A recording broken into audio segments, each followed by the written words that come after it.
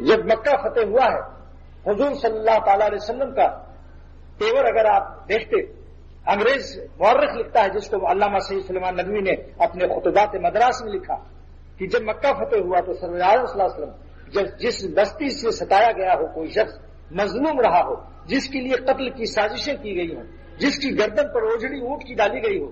جس کو ہر وقت اتنا لہو لہان کیا گیا ہو، وہ جب مکہ فتح کرتا ہے تو آپ کا سینے مبارک جھکتا چلا گیا اور آپ نے اپنی داڑھی کو اور سینے کو اونٹ کے کجاوے پر رکھ دیا، اتنا اپنے کو جھکا دیا۔ تو وہ کافر ہو کر انگریز مورخ لکھتا ہے کہ ایسے وقت پر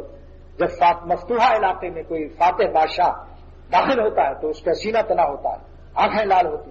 کہ اچھا آپ بتائیں گے بہت تم لوگوں نے ستایا تھا مکے والوں، لیکن اس نبی رحمت نے اپنے سینے کو جھکایا، اللہ کی عظمت کو دیکھ رہا تھا، اللہ کی عظمت کے سامنے آپ کی داڑھی جھکتے جھکتے کجاوے سے لگی اور سینہ ٹوٹنے کے پیٹ پر لگی۔ اور کافر کے ان بچوں کو جب مکہ شریف میں داخل ہوئے تو کافر کے چھوٹے بچوں کو گود میں لے لیا، اونٹنی کو بیٹھال کر ان کو گود میں اٹھا لیا۔ تو یہ دیکھا آپ نے، یہ شان ہے۔